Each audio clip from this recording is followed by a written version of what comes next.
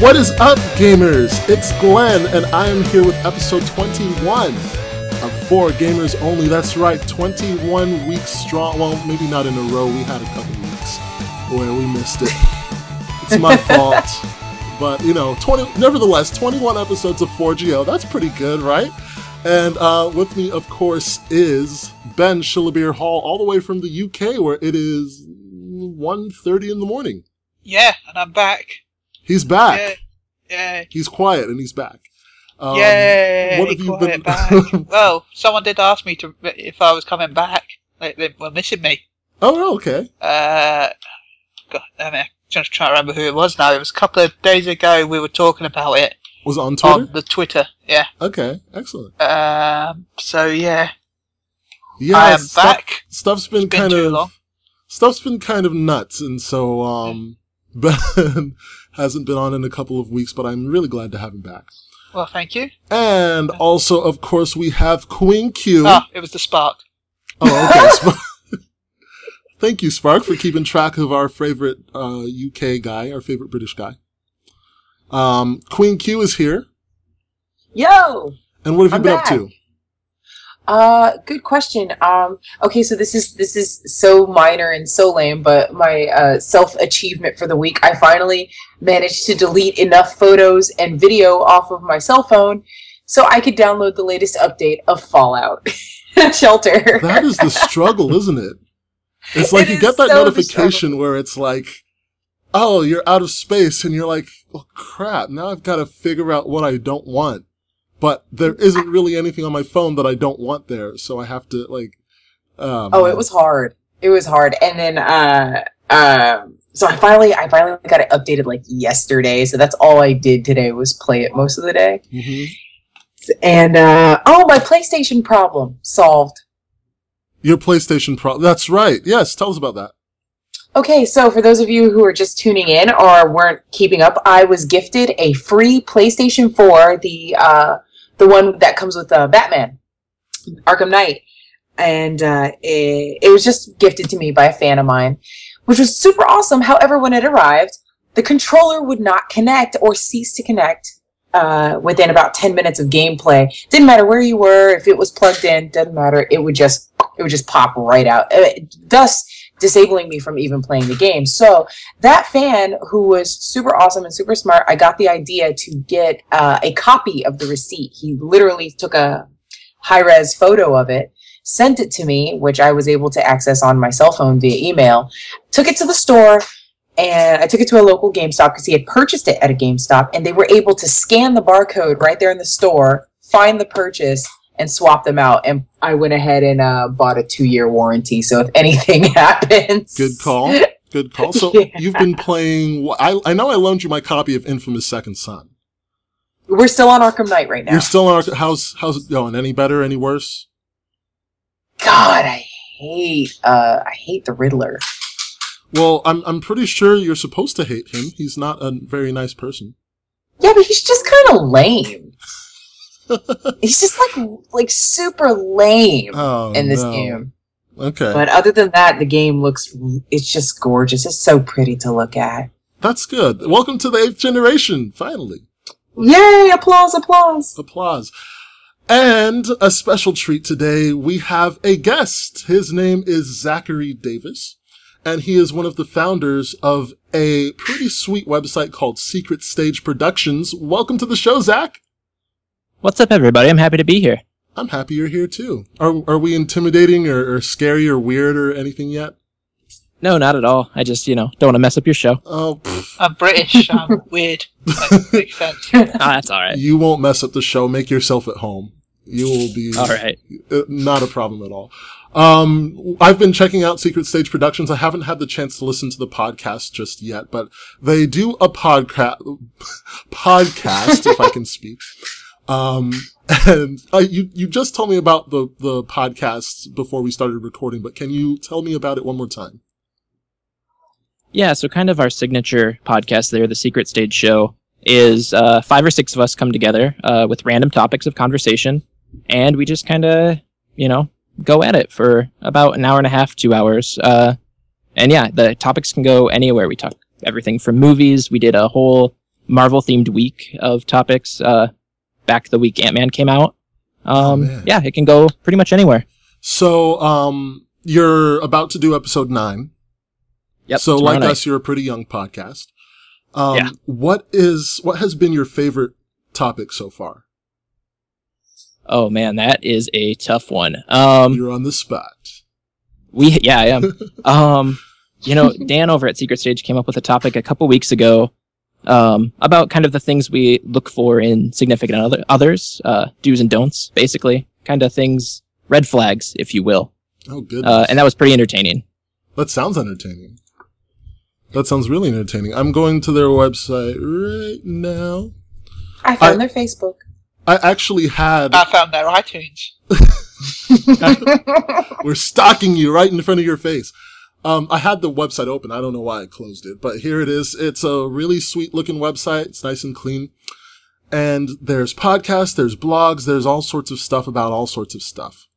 That doesn't make any sense. I need to keep track of the words that are coming out of my mouth. I'm losing it here.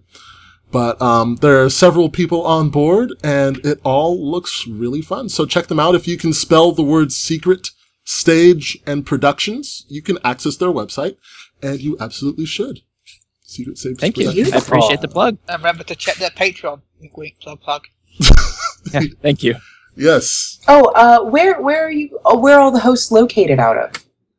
Okay, so I live in a suburb of the Metro Detroit area, and 6 of us are located right in this kind of area here.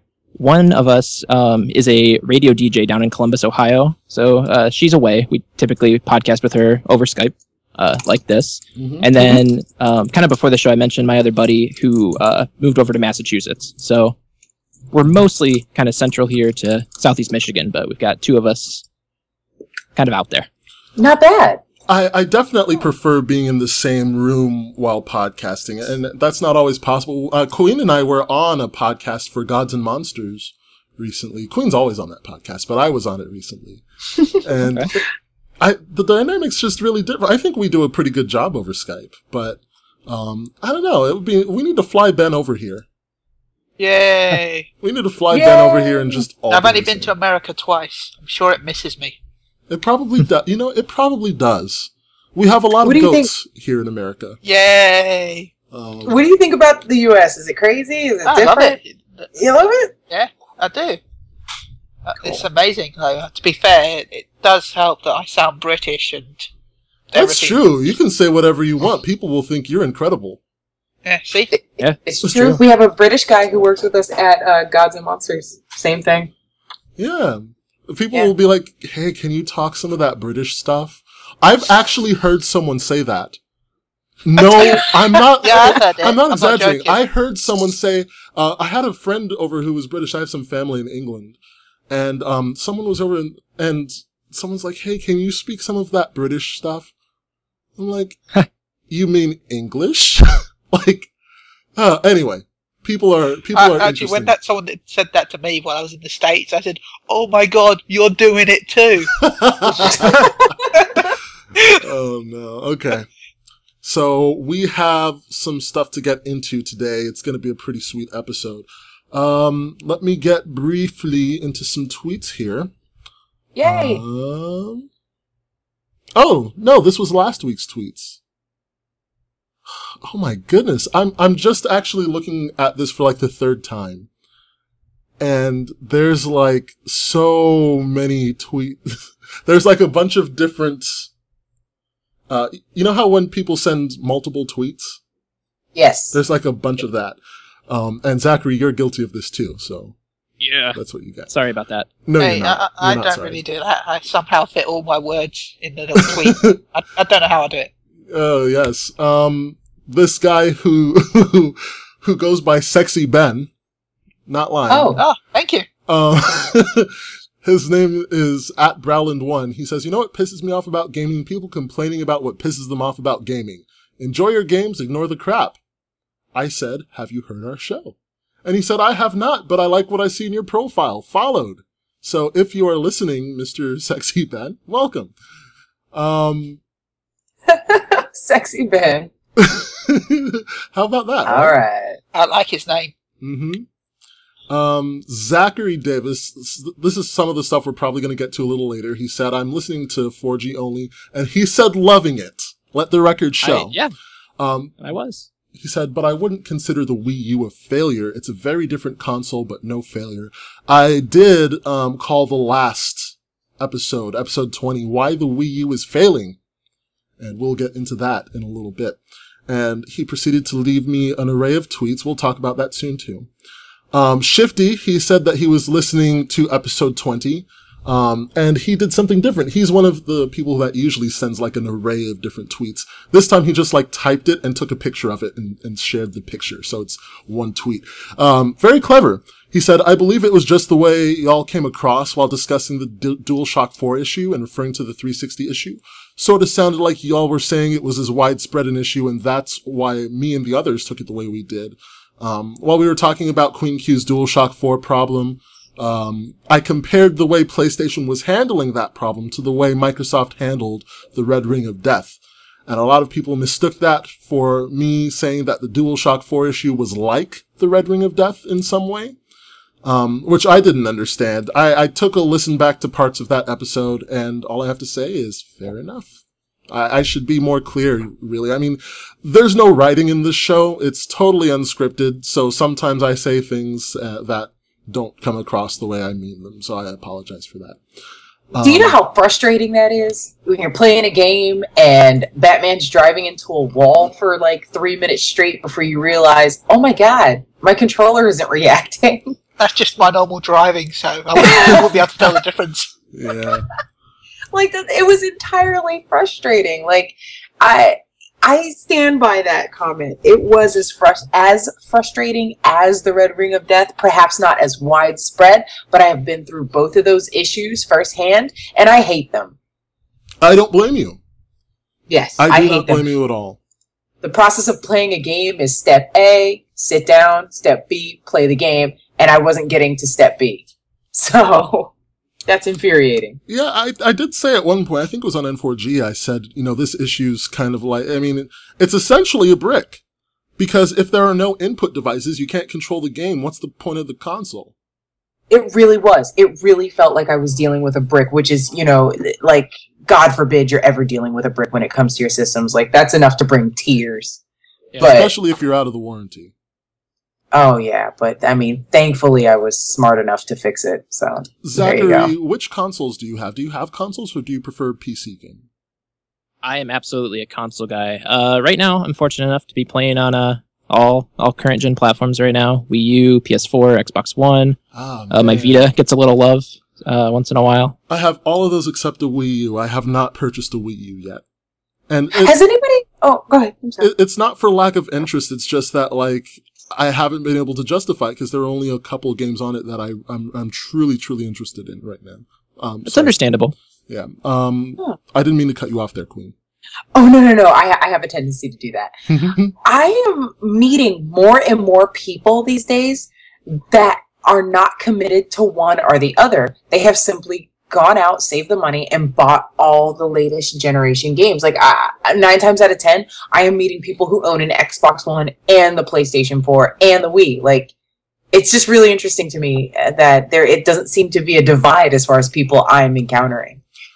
Consider yourself lucky, because there is a world of people out there who swear by one brand and one brand alone, regardless of the brand's screw-ups.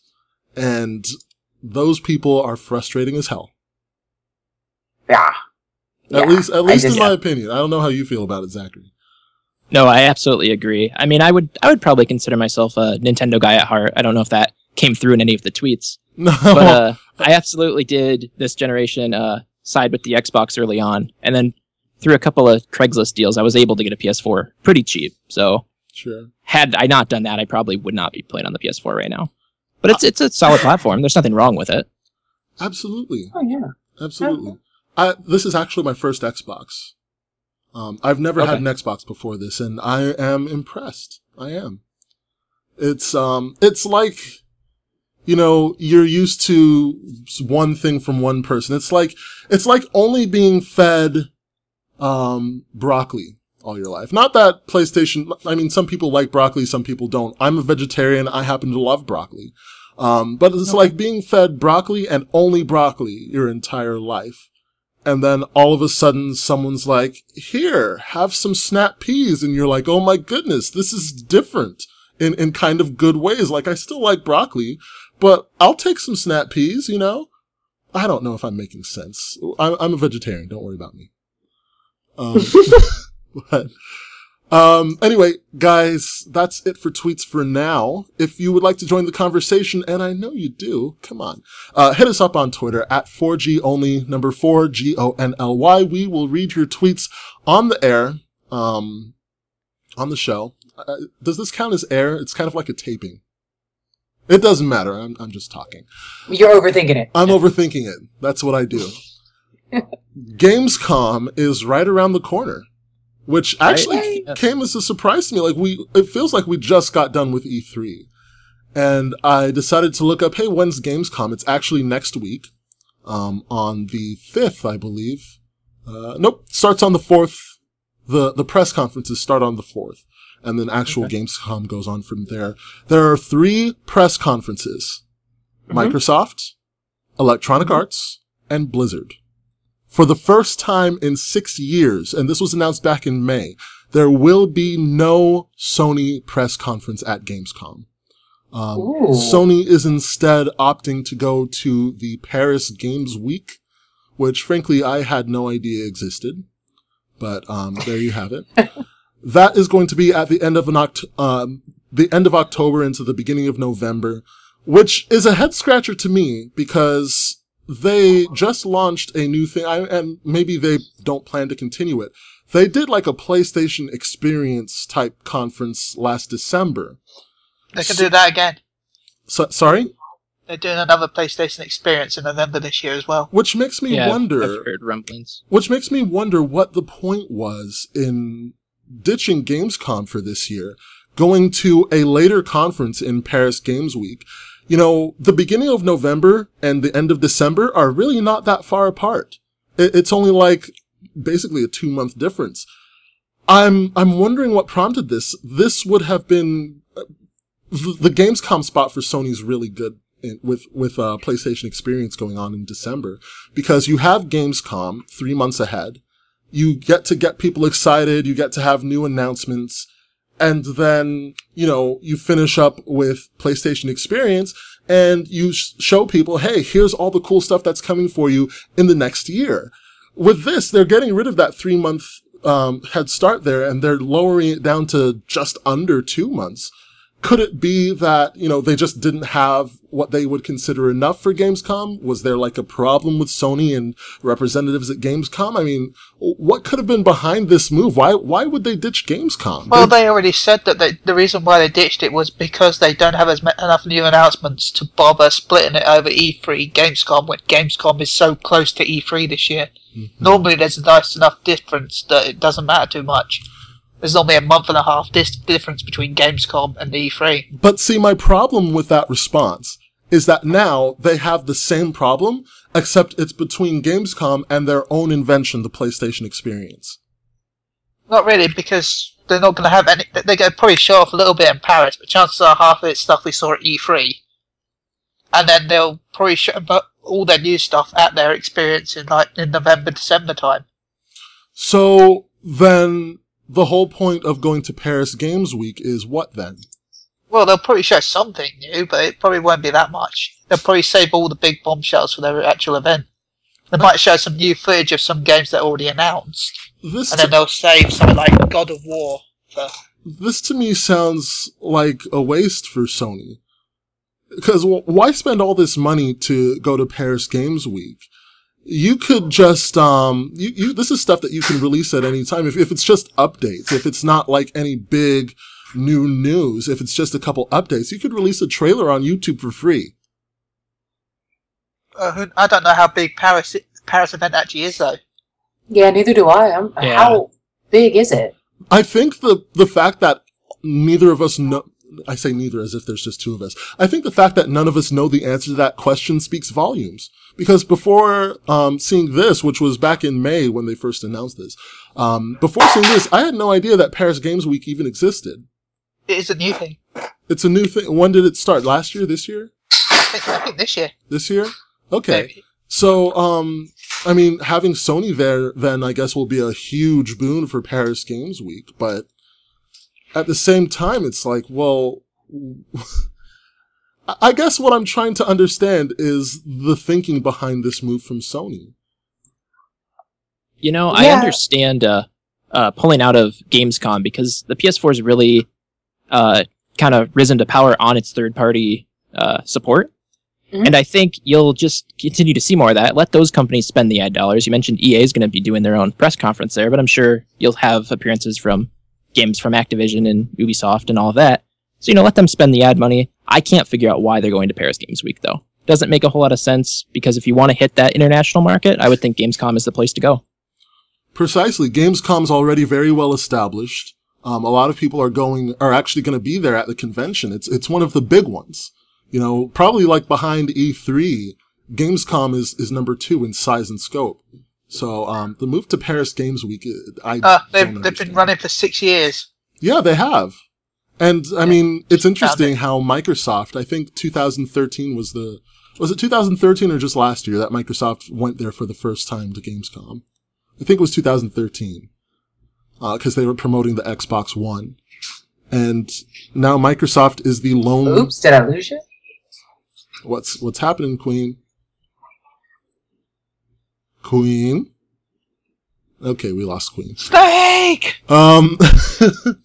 She'll be back, don't worry. So, I find it kind of interesting because, at the beginning, a lot of people were like, oh, Microsoft doesn't even go to Gamescom. That's Sony's territory. And now Sony, pulled out of it and is going somewhere else. So that'll be interesting. For those of you who are interested in following Gamescom, Microsoft's conference is the first one. It'll be August 4th at 7 a.m. Pacific time. That's 10 Eastern. Or, Electronic Arts, August 5th, the next day, 1 a.m. Pacific, 4 a.m. Eastern. Don't forget this is in Paris for those of you here in the States. Blizzard will be August 5th at 3 a.m. Pacific and 6 a.m. Eastern. So that is the conference schedule, the full conference Germany, schedule. aren't they? They are, Gamescom. Yes, they're in Germany, not Paris. I'm thinking of Paris Games Week. Okay. They've got that cool. on. Oh, she's back. Yeah, she I went returns. out for a second. She returns. Good to see you. Yay. I don't know why, but I've been on Forbes a lot, which is interesting for me because back in 2013, I was annoyed at Forbes because they posted all sorts of gaming information. And a lot of it was faulty information. And so I was like, you know, you're a business website. Like, stop talking about gaming. You're a business website. You don't know what you're talking about. But yet here I am spending more time than usual on Forbes.com, and in particular on Eric Kane's articles. I happen to like what he's writing. Voice actor Troy Baker, my favorite voice actor, happened to quit Twitter lately. Oh. If you don't know Troy Baker, and you do, believe me, you do. He was in Call of Duty Warfare. He was Delsin in Infamous Second Son. He was in Persona 4. Like, name the game. He's probably in it. Honestly, this guy's a huge video game voice actor. And there was a kind of argument. I wouldn't even call it an argument. He made a tweet. He posted a comment, and it was a joke. And it said, Bret Michaels looks like Mickey Rourke tried to become Caitlyn Jenner.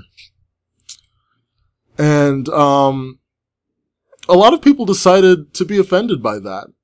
I guess they were, I'm looking at that tweet, and honestly, I don't see him insulting Caitlyn Jenner, I guess, unless you don't happen to like Mickey Rourke, you know? But everyone leapt to Caitlyn Jenner's defense, and he's transphobic, he's against transgender people. And he sent 2 tweets. The first, it's a shame when there are people who would much rather choose to be offended than laugh. His second, I quit Twitter. That was 5 days ago, and that is the last tweet he has posted up until now. It's currently the 27th of July, Monday. And just checked his Twitter page. There are no new tweets after that. So, Eric Kane, he says it's a shame that people can't take a joke, especially one that's pretty obviously not malicious. Nobody should be above a little ribbing. Here is what I really related to in this article. He said, humor is the great leveler, after all. It's part of what makes us human, regardless of gender or race. If you can't joke about a particular demographic, you're basically saying that demographic isn't equal. I don't know about you, but I find that pretty terrible. It reminds me of Chris Rock recently had come out and said that he will not do stand-up at college campuses anymore because everybody just gets butt hurt. And me being a girl, I love to make freaking foul jokes. I love to be disgusting. I love to get a laugh out of people. And it's really sad that the more I look around and people make comments and try to be funny, the more that is happening. And I'm starting to wonder, what the hell is wrong with America? Are we so comfortable that we just have to worry about these silly little things? Do we have nothing bigger to defend out there in the world? Or is there something I'm missing? I think, personally, that, and I know that this is only loosely related to gaming, I apologize. I think that this country's kind of in a transitional phase. I think it is, because everyone's talking about, oh, our society is so politically correct. Hulk Hogan got fired from WWE recently, and I'm not taking any of the blame for that away from Hulk Hogan. It was his fault entirely. He said some stupid stuff, and even though it was years ago, he said it. Period. But at the same time, we happen to live in a very politically correct. Why can't I speak today? Why does this happen to me? I'm fine all day until I start recording. We do live in a very politically correct society, and I think it's because we're kind of transitioning. We've been doing this for years. It started with racism. It's going to, homosexuals, now, love wins. We have hashtags. I think we're starting to go to a place where everyone's kind of accepted for who they are, period. It's like you look in Cartoon Network. I happened to be watching Cartoon Network recently with a friend for some reason. The whole point of the show, the episode I was watching was, don't judge what other people are doing. Let them do their own thing. And I think that until we do reach that goal, that place, it's going to be like this. It's going to be a bunch of people. And I personally don't think that these people are particularly offended. I don't think that they're like, you hurt my feelings. I'm offended. I think it's more like indignance that, you shouldn't be saying something. You're saying something that I know you should not be saying, and it's making me upset. I think it's more of that than actual offense. But until we reach that time, I think this is just how it's going to be. Yeah, I guess. It's annoying, to be honest. I find it ridiculously annoying that people just can't loosen up a little bit these days. But at the same time, I guess I just have to sit back and just let it go where it goes. Where do you stand on all this there, Zach? Kind of the only way I can see it taken negatively is obviously the implication that about Caitlyn Jenner and Bret Michaels isn't exactly the most well put together guy anymore. No. Nope. That's a lifetime of rock and will do that to you. But I think the implication, as she is so fresh in her transition and getting out there, I think a lot of people are really sensitive and want to be defensive of that. Mm-hmm. And so you can't mention her right now. She's kind of got this force field around her.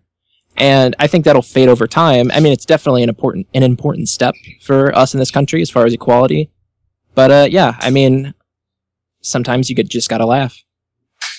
Yeah, and what does Caitlyn Jenner think about it? So what's going to happen if Caitlyn turns around and is like, you know what? That's funny. Then what? Now everyone's argument is invalid because Caitlyn thought it was funny too. Like, what happens? I love those celebrities who can take a joke, who we take shots at them or they make fun of themselves. They get on Saturday Night Live and do something and they act out jokes that we've been telling about them for ages. I love it. It's hilarious.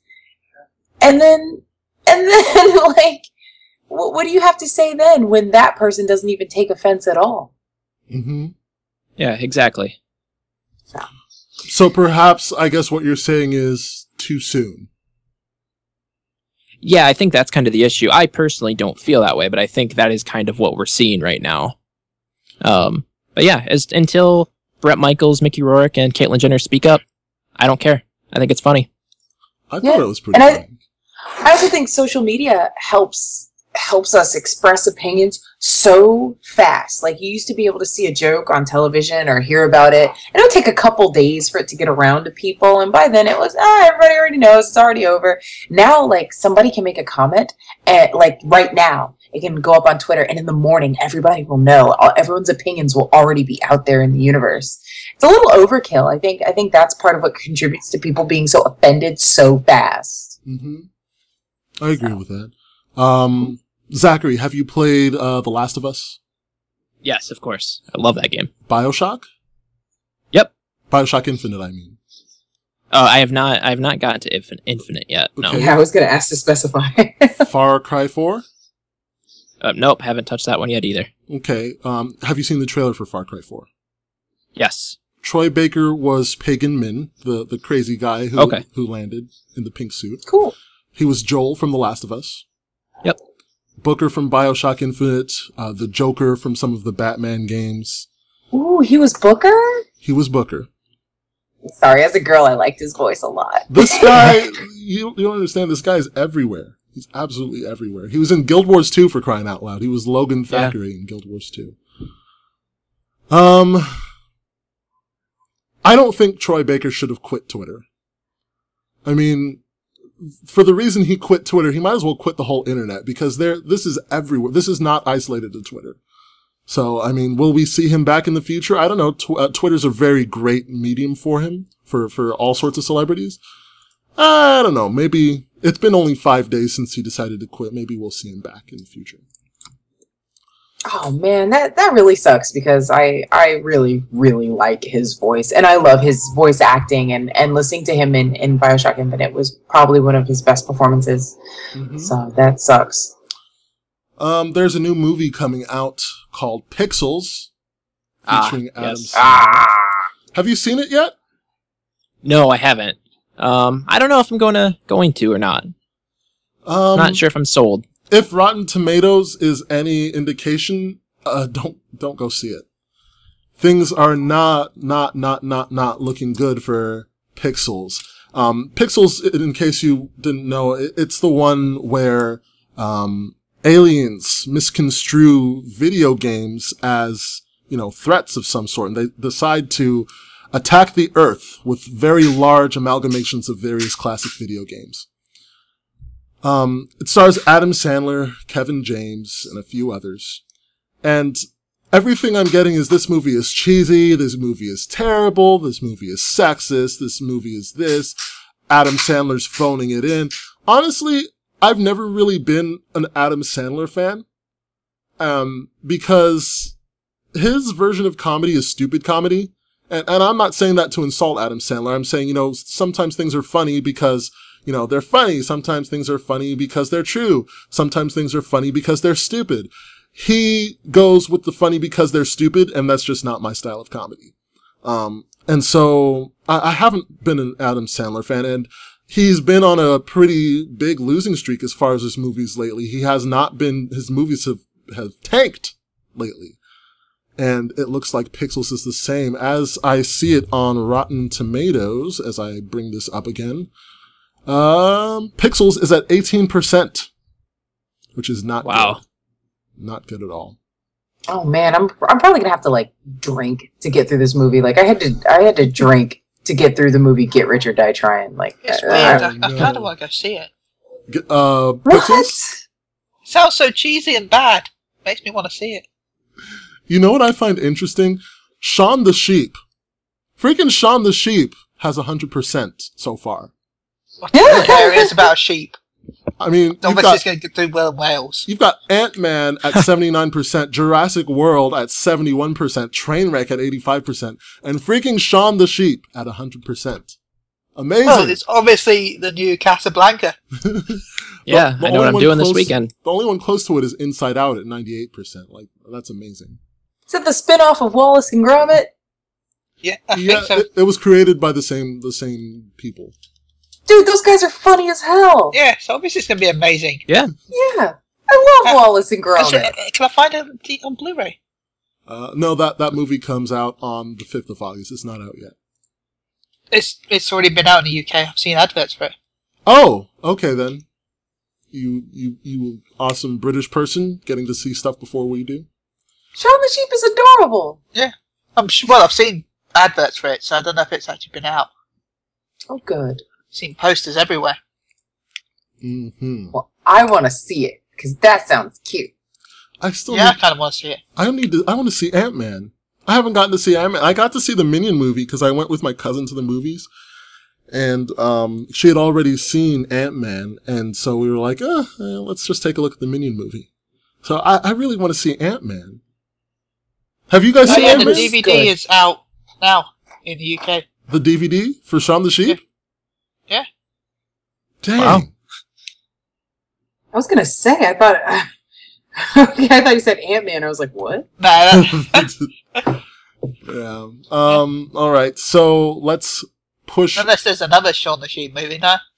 I mean, I think he had a TV It was series. a cartoon. Yeah. Way back Well, when. it I says remember. the DVD is in stock of the 2015 movie. A second.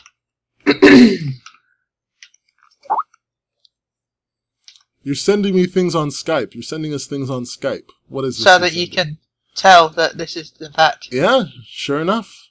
Yeah. Shaun the Sheep, Wow. the movie, DVD, 2013, £10 15. in the UK right now. It says 15. There it is. Wow. I don't know what to think. Like, I mean, I guess it works out because the UK kind of gets screwed as far as video games are concerned. Usually, you guys are like the last. Yeah, people so to we've get got it. Shaun the Sheep first. You got Shaun the Sheep. Sweet jelly. Oh my goodness. Hilarious. I find it interesting that we've been talking so much about like societal issues lately. A lot of it. I think it's just because of Forbes. I don't know why I've spent so much time on Forbes lately. There's been a bunch of journalism going around talking about sexism in video games, and I wanted Queen Q here to be part of this discussion for a reason, because your opinions about this are usually pretty strong. Oh, I have very, very strong opinions about sexism and body image and all that girly shit. This article's really long, so I'm not really long, but long enough that I'm just gonna put a link on our Twitter, and I'm not gonna read the whole article. But the author takes you through several different articles from several different websites, and basically analyzes them. And I think that's why I like Eric Keane as an author on Forbes.com, because he makes sense. But anyway, he took a bunch of different articles there. Articles titled "Science Proves That Men Who Harass Women Online Are Literally Losers." That doesn't sound like something science would prove. Don't dare denounce science. Sexist guys suck at video games, science says. And, I mean, the sort. And he talks about sexism. He talks about, whether sexism in video games actually exists. And, it does. It certainly does. That's not a debate. It's there. And it's a very interesting read. I'm going to put this on there. I think the last time I did this was with the article that talked about whether the illness in The Last of Us could be a real thing. That was a fantastic article. It's somewhere on our Twitter. But I gotta play that game. Yes, you need to play that game. It's somewhere up there. But, I mean, before I really go into the specifics of an article, what are you guys thinking so far? Well, I have a lot. I read the entire article, and I have a lot. Okay, well, but I'll let you guys go first. No, Yeah. Well, I mean, yes, go ahead. I was about to say no, you do it, but you're right. You're right. If you have a lot, then let's. Yeah, because the article doesn't. I don't know. It doesn't upset me per se. I just have some. I don't know. You guys go. Well, Zachary, did you get a chance to look through the article? Yeah, I did, and I absolutely do think sexism is rampant through the video game community. As an industry, you've seen a lot more women come into leading positions, like formerly at Naughty Dog and now over at EA. Like, you see a lot of women in leading positions making some of the biggest games out there right now, be it a new Star Wars game or formerly Uncharted. I mean, but the community as a whole really doesn't embrace it, and I don't know if that is like kind of a reflection of themselves, like projecting their own insecurities, or what it is. But I absolutely see it. I have a lot of friends that are female that I play games with regularly, and they're just as likely to beat me in a round of Halo as, you know, the next guy. So I don't think it really holds any water, but I definitely see it a lot when I'm playing online. Mm-hmm. To be fair, I think I do understand where some of it comes from. I mean, a lot of people don't like stereotypes, but the truth is that stereotypes exist for a reason, and it's not because someone decided to make it up. And it's true that a lot of women decide not to play video games. I mean, a lot of women do play video games. But for the most part, I think it's true that a lot of women decide not to play video games. They don't get it. It's not an interest of theirs. So I think I understand where the stereotype comes from. Yeah.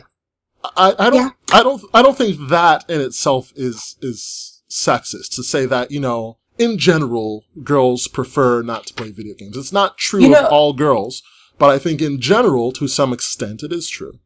Well, you know why that is? We're not encouraged to. Mm-hmm. When you're growing up as a girl, I mean, I'm the only one here who grew up as a girl, so when you're growing up as a girl, you are not encouraged to play video games. Mom and dad, apart from my mom and dad, but mom and dad are normally like, you know, here's some Barbies, and all of the stuff that's tailored to us is simple. It's really simple stuff. Like, here, learn to take care of a baby. Or here, learn to have like a Malibu house and marry the perfect guy and match these clothes to these shoes. We're not taught to sit down and pick up a game, but, you know, my dad definitely taught me that. My dad was military, and I grew up on base with a bunch of other military kids who were encouraged to play video games. Girls, too. Like, boys and girls, we played video games together. We played Mortal Kombat together. We played all these games together. We were encouraged to play together.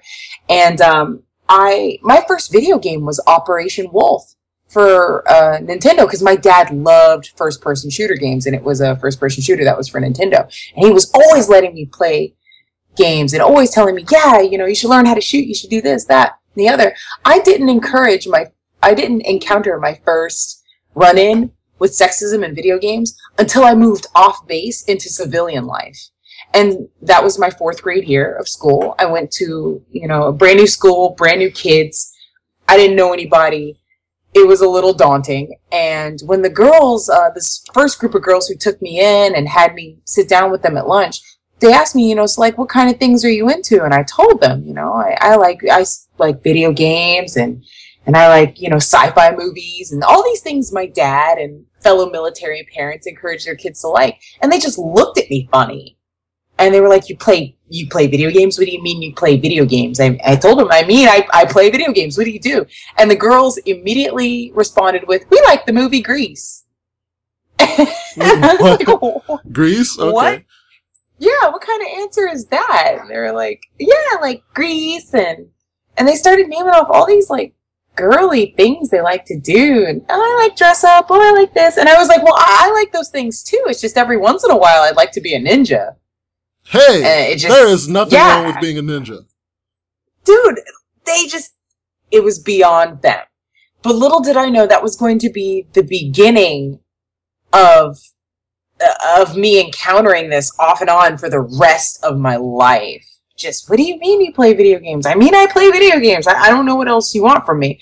But thankfully, my dad was always there to back me up. My dad was always like, you should think and do things for yourselves. If you really want to play a game, you should play a game. If you really want to, you know, do this or that, whatever. So what you're saying is that this stereotype about women playing video games exists because society still has a viewpoint that women should be doing certain things and women should be interested in certain things and shouldn't break the status quo. Correct. Girls are never, ever, ever encouraged to play games. And if they are, 9 times out of 10, they had an older brother or a younger brother even, or some other factor. Somebody else has introduced it to them. But for the most part, we're told to, like, be girls and be ladylike. And it was funny to me because as a kid, I always wondered why there weren't more cartoons of girls with, like, wielding swords. Girls always had to be the magic users. How come girls couldn't have a sword? It used to really get to me, and I was only like 5 or 6. You know, I've never thought about that. Dude, it was on the forefront of my mind all the time. How come the girl can't get in there and cut a guy up? I didn't get it. I've never thought... now that I'm thinking about it, I don't think that I've ever seen a girl in a cartoon of any kind that, with the exception of anime, that had that did anything but magic, whether it be like attack-based magic or defense-based magic. It's always been magic. Yeah, and as I got older, I learned to appreciate that. Now I always play Magic class, but not for the reasons that you would think, not because the other girls did it. My understanding of a mage is somebody who's hyper-intelligent, and I praise and value their intelligence. Sure. That's why I like Magic class characters. So, growing up as a girl, I also didn't like girl characters. I quickly noticed which ones had personalities and which ones didn't, which ones were bold and which ones weren't. I quickly learned to love girl characters who stood up to themselves, who stood up for themselves and other characters. And that, that plays a lot into our conversation because that's who I ended up being in the end. Like, in the end, I was constantly catching crap for playing video games. Even online gaming. I'm one of those girls who will not play an online game unless I am playing with my friends. Mm-hmm. You mentioned that to me a few times, yes. Mm-hmm. I won't. Why is that? I won't. Because when I play online games, first off, I have no shame. I have absolutely no shame in having a gaming handle that gives away the fact that I'm a girl. It'll be Miss something or another, or a queen something or another, or goddess, whatever the hell. And I do that on purpose. I do that on purpose because I want you to know that I'm a girl. I have no shame in that. But the treatment that I get online is pretty rough. And even when my husband plays on my name sometimes, he's seen it too.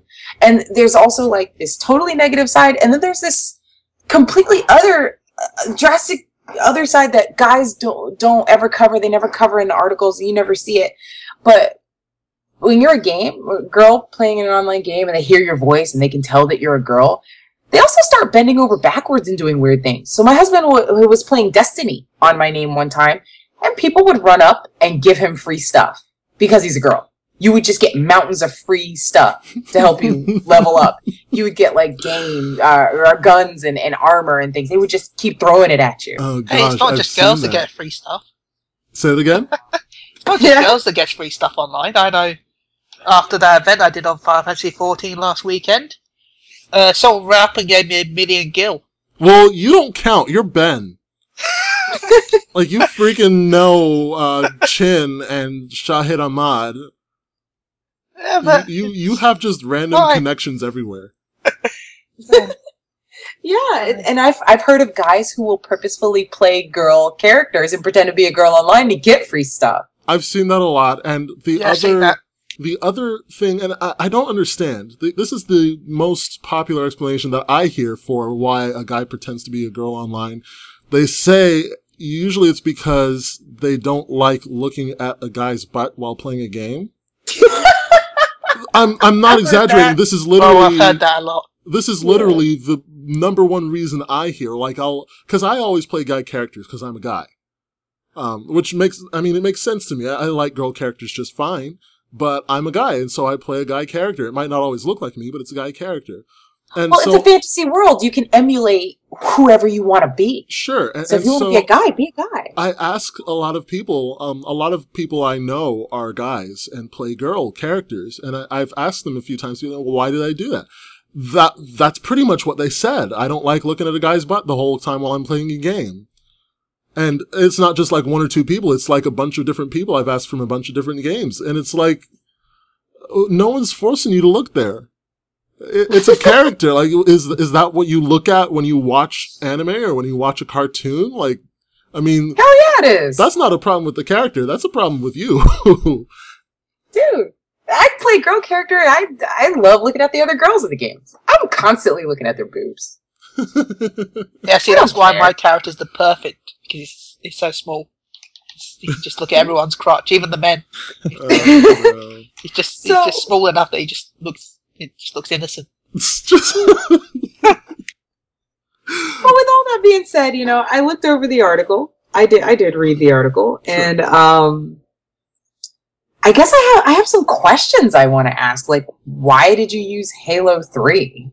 Why just Halo 3? Why didn't you sample a couple of different games? Mm-hmm. So there's that, and why didn't they use an actual girl for the test? Did anybody read that? Well, before we go into that, there's something I feel like I need to ask you. Oh, yeah, sure, whatever. You said that when you play games online, you know, as a girl, mm-hmm. people treat you differently. People treat you kind of rough, is what you said. Oh, hell yeah. What did they say to you? Yeah. Dude, do you really want to get into that? Yeah. I want to know what they say to you. Stuff. I love the ones that won't talk on mic, but will send you a message. Oh, of course. Get all kinds of, like, sexual messages, like, do you have a boyfriend? Do you want to see my dick? And, like, all kinds of, like, just blatantly sexual stuff. And I think sometimes that guys, the aggressive ones at least, do that because they think it shocks and scares females. Well, we've gone over this before. I work in the sex industry. It doesn't, you're not shocking me. Okay, so you talked about your dick. I don't care. It's so dumb. But have you noticed that? Like, I know it doesn't say it in the article, but 9 times out of 10, when they're aggressive towards females, it's something sexually related. Because they think that gets under our skin. And I'm just one girl. I don't speak for all of us. There are a ton of girls who that immediately, they're like, oh my God, he made like a rape joke at me. And then there's me, and I'm like, say that again and I'll call the fucking police. I don't care. Right. Like, it doesn't get under my skin. It doesn't bother me, but I get that treatment. I will specifically get that kind of treatment. And I have no shame with using the microphone, and I'm not going to turn around and hide it.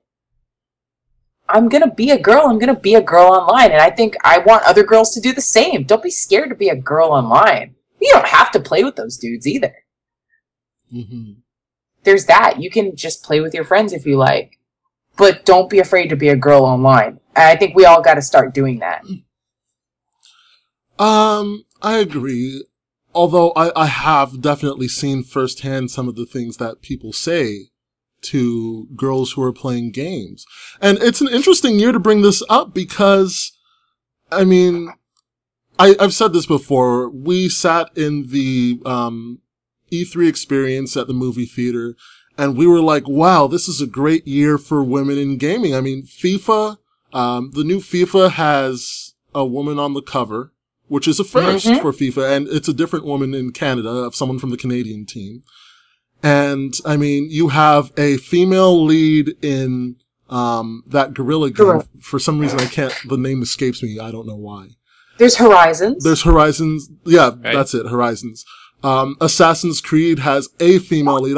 I don't know if she's the lead character. But she's I'm assuming a lead character, and she looks like a total boss. A lot of people in society, you know, a girl does something that is kind of unimportant, and everyone's like, yeah, girl power. Like, she'll drive a truck or something, and like, yeah, girl power. She's driving a truck, and it's like, driving a truck is not hard, all right? Like, it's different. To be fair, it is pretty. I wouldn't be able to drive the truck. It's a big vehicle. It's different, but I don't think it's hard enough. I don't think it's difficult enough to be like, yeah, girl power. You're doing something that girls normally can't do. But to be fair, I'm a man, and I'll say that I won't be able to drive that truck. I mean, but this is probably one of the things where I can actually agree and say, yeah, you know, finally we're starting to see steps toward having more important girl characters in games. A lot of the time, yeah, there are girl characters, but none of them are like genuine characters with an intriguing backstory. And other than Lara Croft, Lara Croft was it for a while, and now we're starting to see so much more about this. It's really, and it's not just games. Serena Williams in tennis. WWE, they just brought up a bunch of divas from developmental, and it feels like a fad almost. Like, let's all celebrate women, and as far as all the fads go out, people are going out there doing nay-nays, for crying out loud. I'll get behind this fad, I'm for it. It's fine. And I, like, whenever you mention, like, whenever a girl does something, everyone's like, hoorah, and I'm in the back like, well, I've been waiting for y'all to catch up with me. Glad you made it.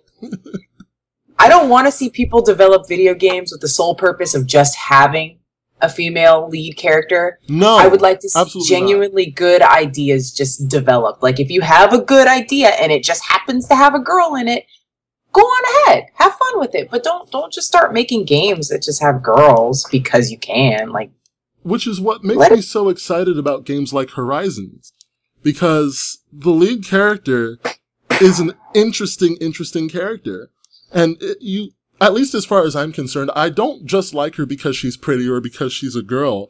I like her because part of it's that she's female. Yes, that adds to her character.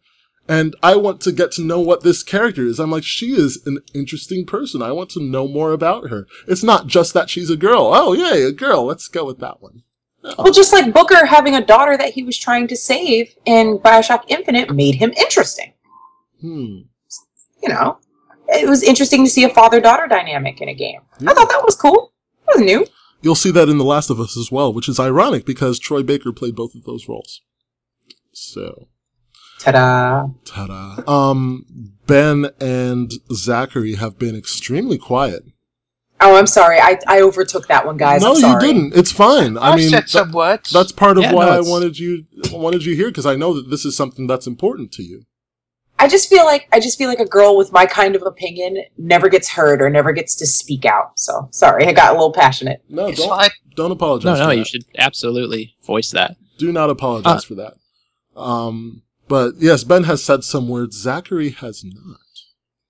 Well, I was just thinking, as I'm kind of looking behind me at my amiibo collection, Splatoon, which I've been playing a lot this summer, has kind of, your avatar characters. You can be a boy or a girl, but that game very prominently features the girl character model more than the guy in almost all of the promotional art, and it doesn't really affect the gameplay at all. It's not thrown in your face at all in the game, but it's kind of nice to see that there.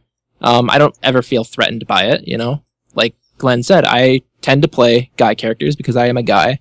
Alternate characters sometimes, and if I'm playing Diablo or World of Warcraft or Destiny, yeah, an alt might be a female character, because, why not? Like you mentioned, it's a fantasy game. I can be somebody else in that situation. So I absolutely, I'm a big Metroid fan. That's another game that it's nice to have an empowering female character, but it's not in your face. It's not doing it as just kind of a flash in the pan. Like, look, we put a girl in here. Like, she's an actual character. And you mentioned Lara Croft.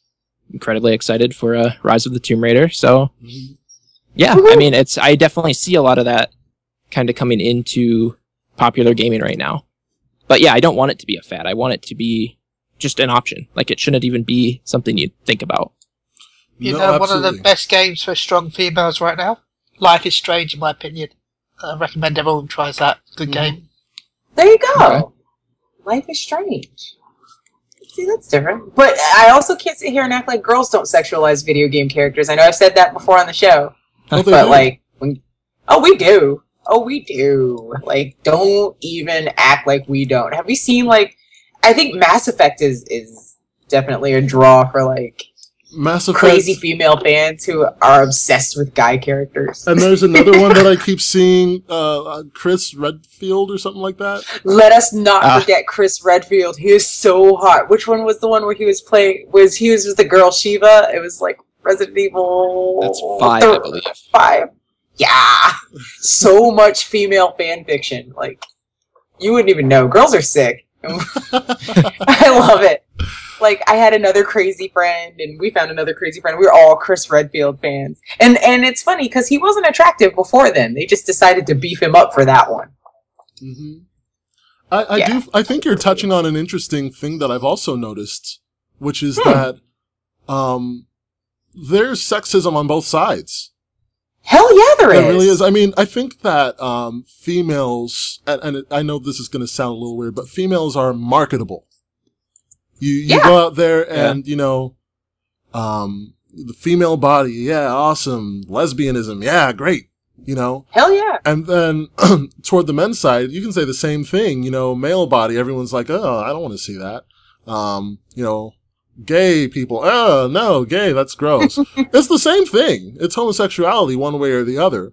But there's something that seems to make lesbianism totally okay in society for a lot of people.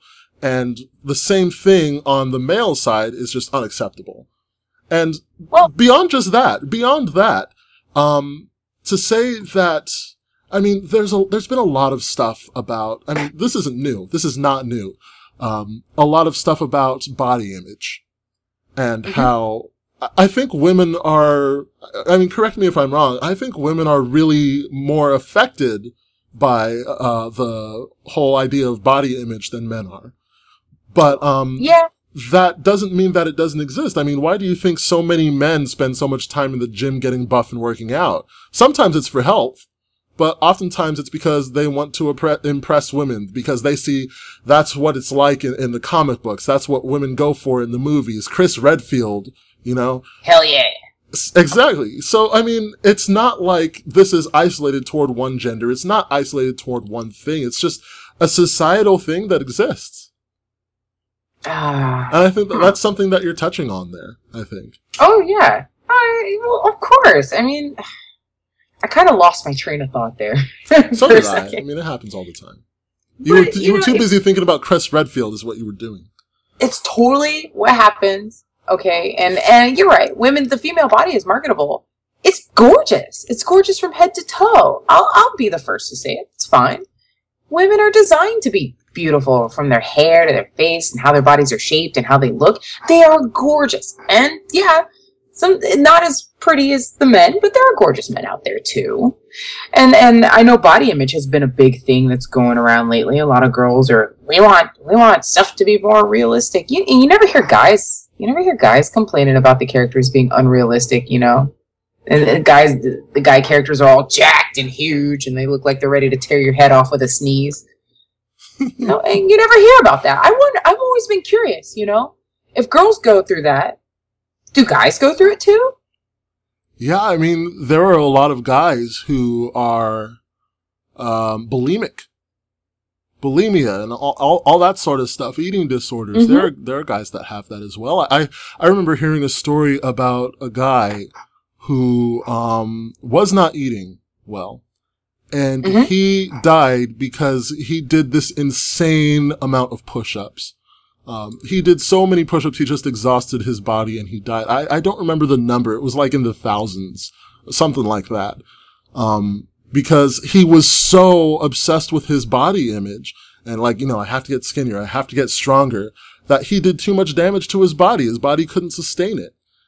Yeah, that happens. It's interesting.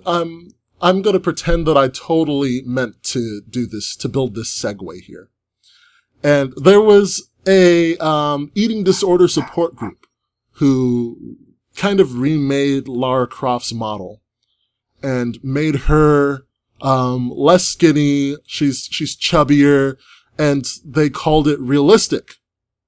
I think did I send this to you already? Yeah. Oh no, it was Ben that sent it. I'm sorry. Is Ben here? Yeah, I'm here. So what did you think about this? Because you sent it to us. I thought because all the stuff we were talking about that you would find it interesting, to be honest. I can't really say much, being a bloke, but I thought I'd bring it up in this, really, to be honest, because, there's realistic looking, and I'm sorry, but if you were jumping around and climbing around like Lara Croft does, there's no way you would look like what they changed it to look at. No.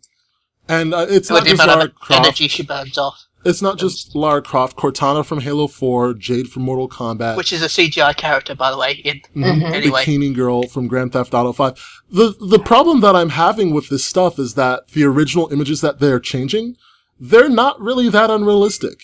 I mean, there are women, yes, there's the model's really skinny, but there are women who look like that. She's not like unrealistically skinny. She's kind of like normal skinny. And so to just make her thicker and say, oh, that's more realistic, there wasn't really anything unrealistic about the original. There are a lot of people who happen to look that way. Mm-hmm.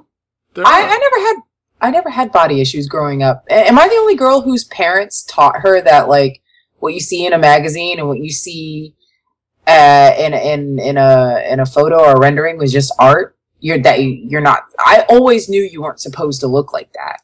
Even down to my Barbies. Like, my parents were like, yeah, it's just a doll. You're not supposed to look like that. Oh, I get it. And move on with my life. I don't understand where this idea comes from that we have to look like these renderings. I don't get it. It's not real. And even now, I'm a model. I've been a model my entire life. And I've done tons of modeling. And I still understand that when I get my photo back from the photographer, that there's an extensive amount of Photoshop that's been done on it. Why? Because it's a piece of art. It's not supposed to represent real life. It's art. That's why you Photoshop it. Right. It's no different to me than like a painting or, a video game. A video game is art. It's designed to be beautiful. I agree. Yeah. So, ladies, if you're listening, stop thinking that you have to look like this stuff, because it's not even real. So why do you think your body has to look like that in real life? Mm-hmm. That doesn't make any damn sense. Pull your head out of your ass. Tell them, please. Tell Sorry. I'm probably gonna get so much hate mail, but I don't care. You will never look like that because it's not even real. Okay. No, it's not. And I actually do want to push forward because we have spent a lot. Before you do though, quickly, I just want to say, if you do look like that, congratulations, you just wasted all your money, because that's the only way you're going to do it. Oh yeah, it's true. Like, to have boobs that big with a body that small, that costs a lot. What does it say about me that, like, lately I've been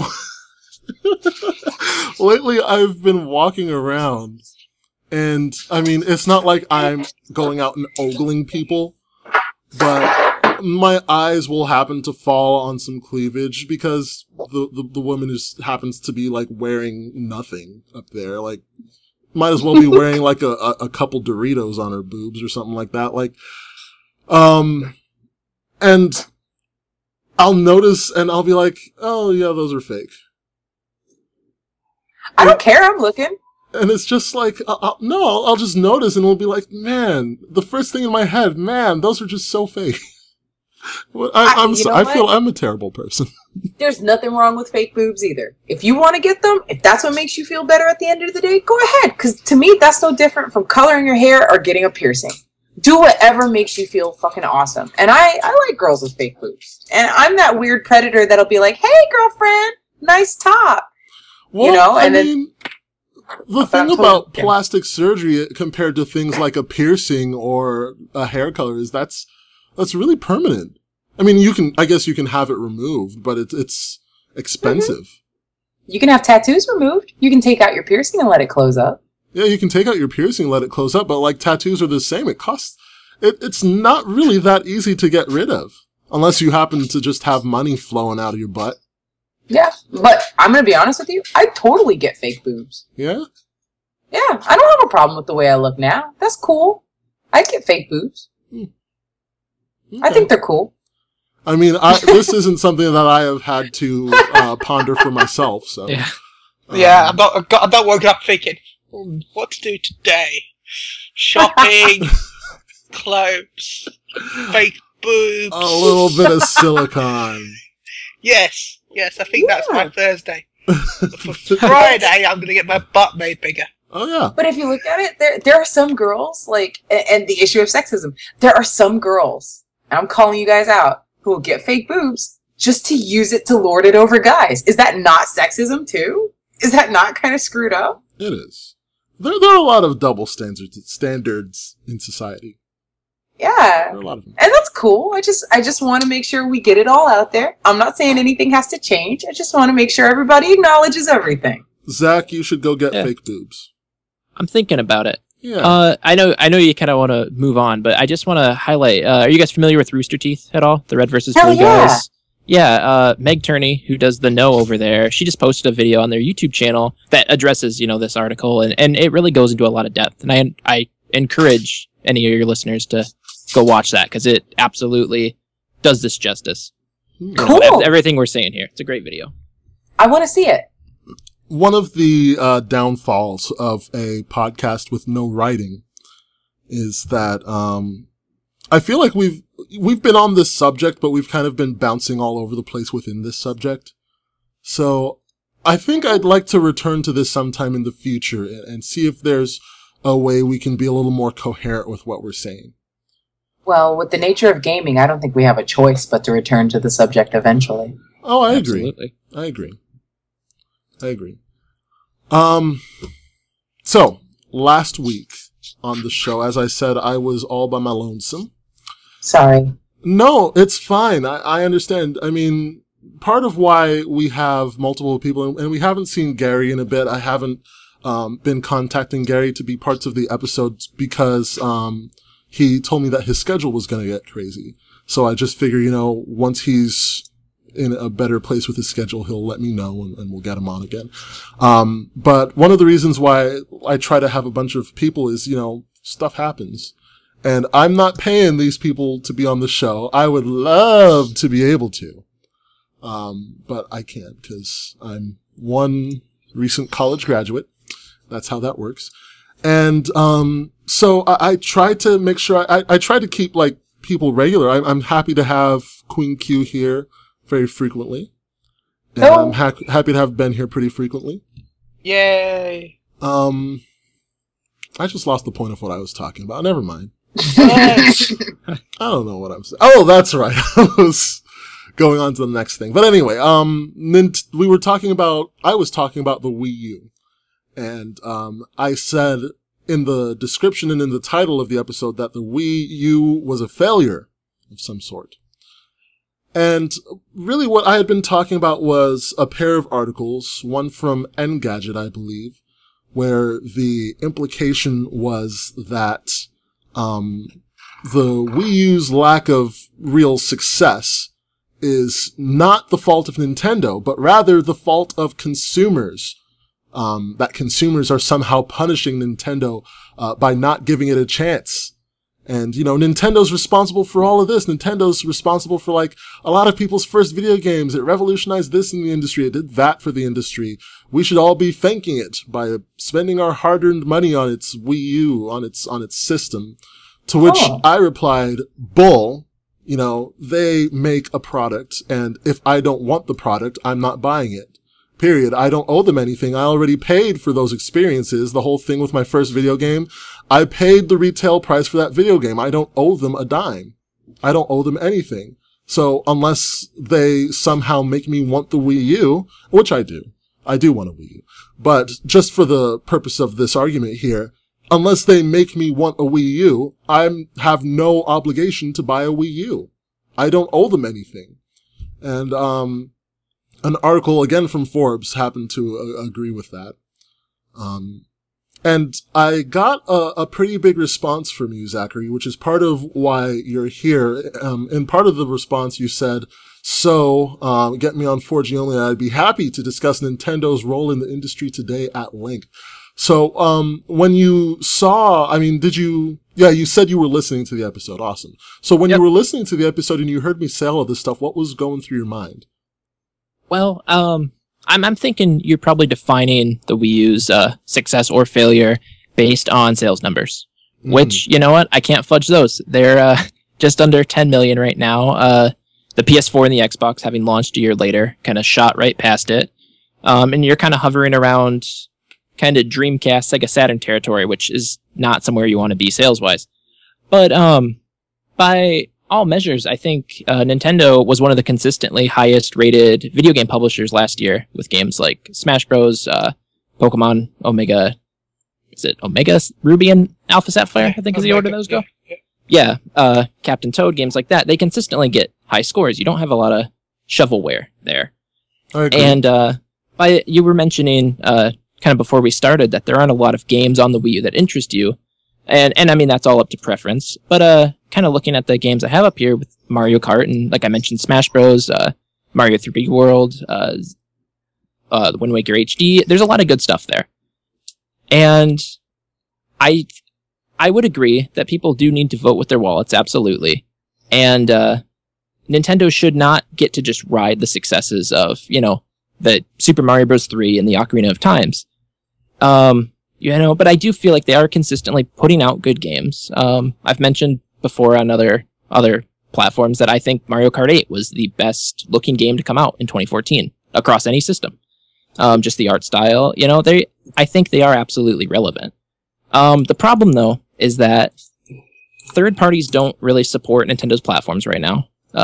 They did last generation with the DS and the Wii, mostly because they were so successful. There were so many of those units out there as one of the best-selling home consoles and the best-selling handheld of all time. But that is absolutely a problem with consumers. The people that buy Nintendo consoles don't tend to buy third-party games on those consoles. I'm guilty of that, absolutely, because the ports tend to not be as good. I'm not going to go buy Batman Arkham City on the Wii U because, frankly, I don't need that, blown-up controller. The features don't really appeal to me. And the Wii U price points tend to stay higher than their 360 and PS3 counterparts. So, I don't know. I don't know if you guys are longtime Nintendo fans or anything like that, but I think going forward with the NX, I think we need to see Nintendo absolutely adopt third-party strategies and figure out how to get the fan base they have now into more games. It needs to be about a bigger ecosystem, whether that be indie games or AAAs from EA and Activision. I think that when you're talking about how Nintendo keeps consistently putting out these good games, when you said that, the first thing that went into my head was, well, yeah, they're doing that now. But when the Wii U first launched, and this is the difference, I think that you are saying that Nintendo is very successful, and that is very true because Nintendo is sitting on some of the most valuable franchises in the world right now, as far as video games are concerned. The Wii U, however, is not Nintendo. The Wii U is a product of Nintendo. And so when you say that, yeah, they're putting out Mario Kart, they're putting out this, they're putting out that, and very little of it is shovelware, I agree. And that stuff is software for the Wii U. But that is a reflection of Nintendo, not necessarily a reflection of the Wii U itself. And so when you say yourself, well, I would buy the Batman Arkham City there, but the ports are better elsewhere, the prices are better elsewhere, and I don't need that big blown up controller, I don't need the gamepad and all that. I feel like, that's what I'm talking about when it comes to the Wii U. That was a decision about the Wii U that Nintendo made. They failed horribly to market that console the way it should have been marketed. And as a result, not very many people bought it, relatively speaking. And as a result of that, they lost a lot of third-party support. I think if they had marketed the thing properly in the first place, they wouldn't have lost all that third-party support, and the Wii U would probably be in a very different place. I mean, I think people would still dislike the gamepad for the most part, but I think the console would be in a very different place, don't you? Yeah, I do agree. But I want to ask, do you guys consider the N64 a failure? It sold about a third as many of its direct competitor, the PlayStation. And I mean, that's a great system that people remember fondly. That definitely did something different, with being a 64-bit console and all of its polygonal gaming and that funky controller.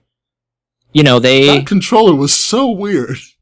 Yeah, I'm not a big fan of the N64, no. I think it does hold a special place in gaming, just like I feel like the Wii U is one of those consoles. I feel like what it's doing well, but it just doesn't appeal to a broad enough audience right now.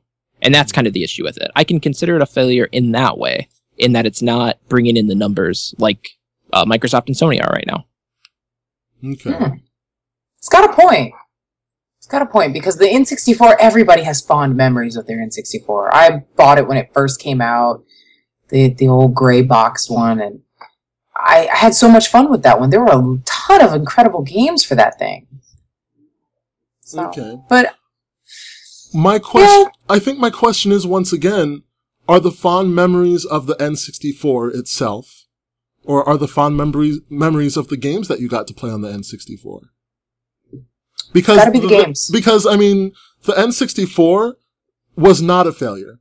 And it was not a failure because they marketed the thing well. They had a lot of really good games for it. It was a good time for the N64. But, I mean, as far as the device itself, it had a funky controller. It was doing some kinds of weird stuff.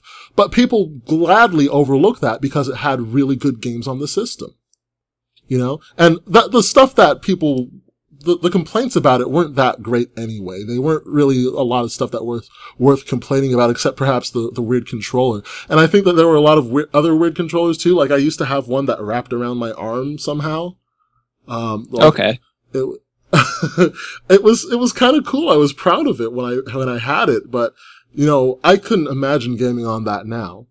And, I mean, what I'm wondering is, what exactly is successful about the Nintendo 64?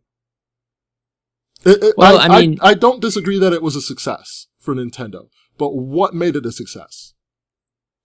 Well, you mentioned the games, and the fondness there is absolutely the games, but I think a lot of that does come with the hardware. They were very stubborn in sticking with cartridges when Sony, you know, decided to put out a disc-based system. It got people like Squaresoft to go and put their next big Final Fantasy game on the PlayStation instead of the N64 like it was supposed to be. Mm-hmm. And, you know, you get bigger, brighter, usually more detailed games on the N64 than you did on the PlayStation 1 and especially the Sega Saturn. So I think that was definitely a hardware risk to stick with those things and to put so much power into that console, which isn't something they've really done since. They've always kind of gone the underpowered route since then. But yeah, I would say making sure to really drive home the 4 controller ports was a big factor. I think a lot of people have really fond memories of 4-player, you know, Mario Kart and Smash Bros, which wouldn't have been possible, you know, on their previous platforms. It's a good thing that they did kind of branch out and try some more risky moves with that system. It's always so interesting to wonder what might have happened had something been different. Because Nintendo had a hand in PlayStation's existence. Yeah, absolutely. Like, I think that they were going to work with Sony at one point, to get discs into a Nintendo console. Yep. And then they screwed it up by, like, betraying Sony and going with Philips or something to that effect, and Sony got pissed off and made PlayStation. So I can't help but wonder, like, what if they hadn't decided to cheat on Sony with Philips? Like, what if they had actually stuck with Sony and gotten discs on a Nintendo system? How different would it be? Would PlayStation even still exist? I mean... Well, it would exist just as Nintendo product, I think. Hell, the Nintendo add-on was called the PlayStation, so... Oh, yeah. Nintendo's add-on was called the PlayStation? Yeah, it just had a space. That I didn't even know. Yeah, it's called the Play Space Station. Yep. Yeah. Nintendo even named it. Yeah, I mean, they created their biggest competitor there. I think you would have seen a lot of trouble with Microsoft getting in the gaming space had Nintendo and Sony remained partners. Well, no, Zachary. Microsoft said that the only reason why they got into the marketplace in the first place was because they were worried Sony would take too much space. They only got in because of the PS2, pretty much. Yeah, and I mean, I've heard that. Yeah, and Sony absolutely did gangbusters with the PS2, but yeah, I mean, I think you would see a very different space. Sega would still probably be out of hardware, but I guess I don't know, because the Dreamcast wasn't marketed the best. It was kind of in a Wii U situation, but I feel like the Wii U has clung to life. I know you were going to mention NPD numbers later, but I was looking at it, and it looks like Nintendo consoles are up 40% this year compared to last. And I mean, that's definitely nice to see as a Nintendo fan, but I do understand that they're maybe not the most successful thing right now. But I think they're still, putting stuff out there. It's still good content, and I don't regret owning a Wii U or 3DS ever. No, you shouldn't. I mean, I don't think that it's a bad console. When I say failure, I don't know, maybe that was too strong a word. I don't think it's a failure per se, but I will say that there have been failures that have caused the Wii U to be in a much less favorable place than it could have been in. And part of that, no, not part of that, a lot of that is the games. Because what's the point of hardware without software? We saw that when the PlayStation 4 and the Xbox One launched. People bought those things in droves, pre-orders. I pre-ordered a PS4 myself, and I played Killzone. And past that, there wasn't very much for me to do. There's no software. And so for the longest time, the Wii U had very little software on it that people wanted to play. It took a good while for them to finally start churning out some software, finally start getting some third-party support, finally start too little too late is how I feel. And that may be wrong as well, but it feels like you are way too late to the game to be any concern for any of your competitors. And so the question, I guess, is what do you do with that going forward? How do you continue to market this thing? I don't think they ever really went back and properly explained what the Wii U was about. I think they just kind of left it up to us to figure out. I wouldn't be surprised if there are still people who think it's just a device that goes along with the original Wii. Yeah, somebody actually just said that to me a week ago, and I was appalled. Not surprised. I get it. Nintendo didn't explain that. Nintendo really didn't give you a huge reason to want to go out and buy a Wii U. They really didn't. And so to imply that, it's somehow my fault as a consumer that Nintendo is in the position it's in. No, it's not. It's Nintendo's. They messed up. You vote it's true that a purchase is like a vote with your money, but you have to earn the vote. I'm sorry. Go ahead. No, you've swayed me a little bit during this conversation. Because I do feel like you mentioned that third-party support with the announcement of the Wii U. They really tried to drive home all those third-party partnerships. You got a port of Mass Effect 3. I had mentioned Batman, Call of Duty Black Ops 2. But that's really kind of gone away because I think they've realized that market isn't interested in those games, and they're never gonna right the ship at this point because you're not gonna get, Arkham Knight on there. You're not gonna get Star Wars Battlefront on the Wii U. No. Simply because you can't hardware wise. And I don't think the problem really even just arose from the Wii U. I think this stems way back into the GameCube when they were just kind of doing their own thing. They made a controller that was close enough to the other guys and hardware that was close enough to the other guys, but not quite. And I think going forward, they do really need to look at the specs of the PlayStation 4 and the Xbox One and, make sure they're still doing their Nintendo thing. It needs to be innovative, but I definitely want to see comparable hardware so we can get versions of these big AAA games. The GameCube had better specs than the PS2. It did. No, it did. But, it was still comparable in that it wasn't vastly underpowered like the Wii U is compared to the Xbox One and PS4. They could port games between the PS2, GameCube, and Xbox pretty, not easily necessarily, but it definitely happened. And I think, going forward, we need to see more of that. But you're right. As a consumer, that's not your fault. Nintendo tried to address certain issues, but they went about it the wrong way. They did. Goodness, I'm curious about the NX. We don't really know what it is yet. A lot of people are like, oh, it's the next console. Oh, no, it's something to do with the Wii U, which sounds very scarily... it makes me a little nervous considering what we were just talking about. But I hope that Nintendo has learned from its mistakes. I'm curious if it has, because they never really did. Like I said, they never really did go back and say, hey, this is what the Wii U's all about. I don't think they ever really did that. And to be honest, I don't remember ever really seeing more than like one or two different commercials for the Wii U in the first place. Like with the original way, you know, the original Wii, they had like that one commercial that got really popular, like with the two Japanese guys that come and knock at your door and they're like, "We would like to play." And they bow. Oh, yeah. I mean, that was a really great advertising campaign for the original Wii. It was fantastic. And people got into it. There was, I don't even remember the ad campaign for the Wii U, if there was one. No, they did really drop the ball there. And I think we're at a point now where Nintendo knows that. They're putting out smaller software titles. But I think at this point, we're just kind of waiting for the Wii U to die. You know, that as bad as that sounds. But no, I get it. It will be a system I look back fondly on. Like, I don't think, you know, I thought the Dreamcast was cool as a kid. I didn't own one, but it's now a system that I look at those games and I'm like, you know what? I was right. I didn't need that thing.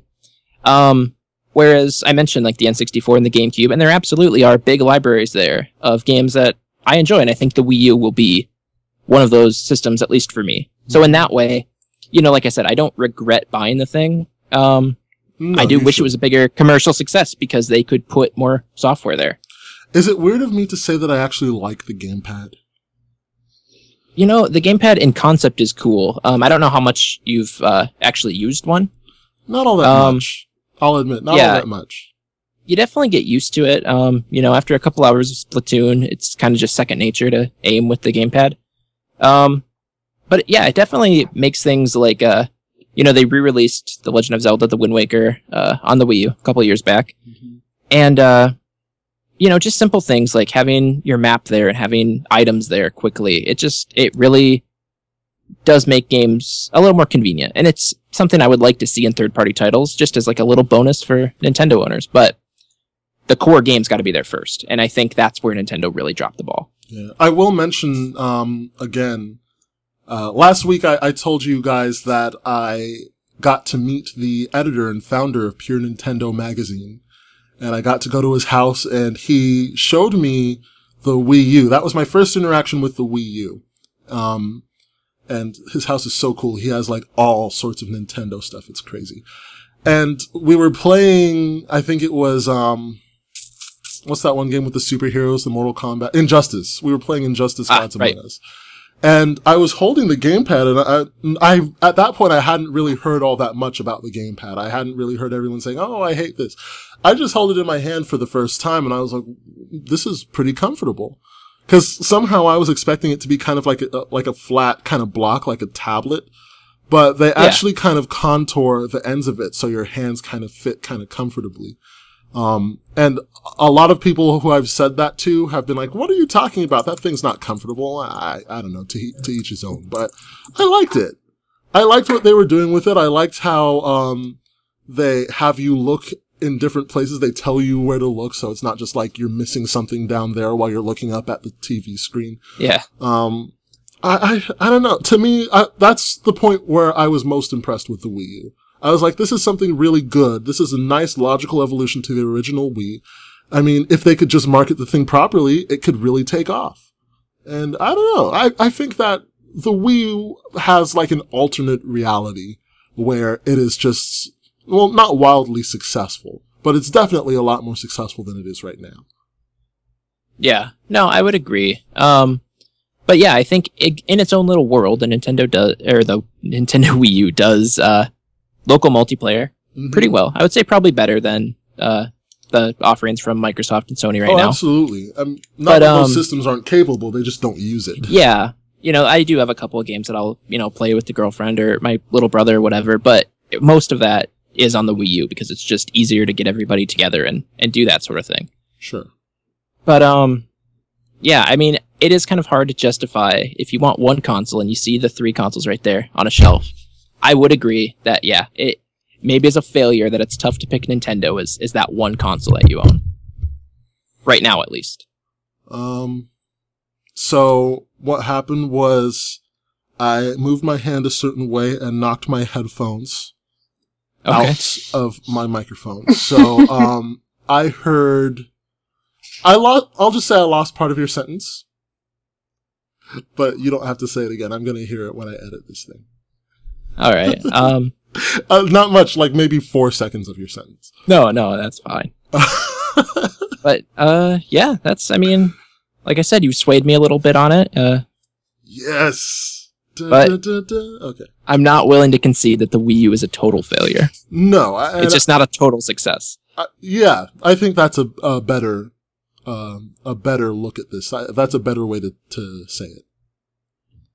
I wish it was more of a success. Like, what the industry look like right now with a more successful Wii U. Anyway, this is just me thinking about stuff. Occasionally I do that. Only occasionally. Queen, before we move on, I rarely hear you talk about the Wii U. Very rarely. Oh god, I haven't had a Nintendo system in a long time because quite frankly there's nothing that interests me on it. So therefore I don't play Nintendo games. I'm very satisfied with either owning the Xbox or the PlayStation. Mm-hmm. The last time I played a Wii game that I enjoyed was WarioWare. Okay. And I was at a party, and I absolutely loved that game. I thought it was the most incredible thing for Wii. And we busted it out at a party after some heavy drinking. And it was so much fun. It was so great. I remember a long time ago, part of their marketing for the Wii was that it was supposed to be the game that even grandma could pick up and play. Yep. And not that makes it any bad. I think that's amazing. I think that it's good, and it's nice to know that, you know, parents can fall back on a Nintendo system if they need something that's kid appropriate and kid friendly.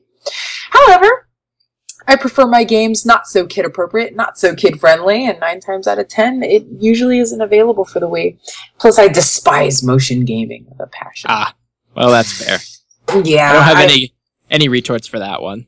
Yeah, I despise motion gaming. But I was thrilled. I was absolutely thrilled to see that they were introducing more games from the other systems onto theirs. Like you mentioned before, Mass Effect. Oh my god, Mass Effect finally made it to like Nintendo. I was shocked. I couldn't believe it. I thought they were going to keep a wholesome image, and then they did that.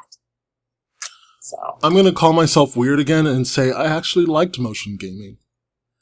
Yeah? I mean, that's okay if it's your thing. I think that there were just some dropped balls, if you'll excuse the innuendo.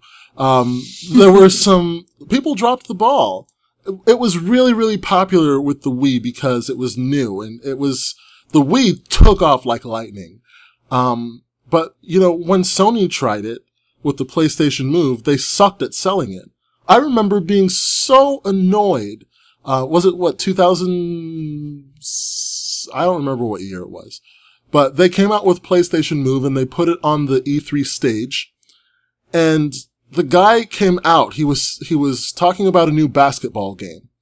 And if you're thinking like motion gaming with basketball, you imagine yourself, you know, dribbling with the controller. You know, you do some kind of little motion from the chest to pass. So you can dribble, you can pass, you can shoot. You know what this fool did? He came out on stage, pointed a motion controller at the TV like a remote, and sat there pressing buttons like he was flipping through channels. Oh, goodness. And then these people stood up, and Jack Tretton's there, and they're shaking hands with each other and smiling like they just won a freaking Nobel Peace Prize. I'm like, you didn't show me anything. Sony's just notoriously bad at selling its innovations. PlayStation Home could have been much better than it actually was. Absolutely. PlayStation Move could have been a lot better than it actually was. The technology in PlayStation Move was superior to that in the Wii. So much so that we actually had to do some kind of Motion Plus attachment to keep up with it. Like, you could have done so much, but they failed to make it appealing to developers who were very used to developing for Sony with a standard handheld controller. They're not used to this motion gaming stuff. So it's Sony's job to get them used to it, and they failed to do so. Microsoft was the same way with the Kinect. I think that motion gaming could have seen a different fate than it has. But who was first to show off motion gaming, Sony or Nintendo? Sony. Yeah, Sony. PlayStation Eye. Yeah. Well, no, even the Move was actually shown off before. I don't know if you'd heard about this story, but they were testing the Move on the PS2. Yeah, behind the scenes. This was before, and then Nintendo was actually there during the presentation. Mm-hmm. Really? That's where they got the idea of the Wii Remote. Yeah. I liked my iToy when I had it. Oh, yeah. Yeah, it was a fun little It's like, accessory. I mean, you get something like that, and it's like, there are places this could go. And so it's frustrating to see them not try to go to those places.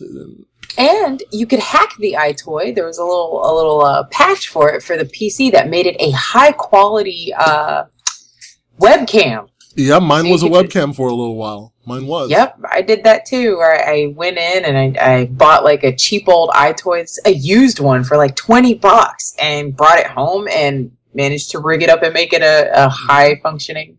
And it has a microphone in it too, so everything.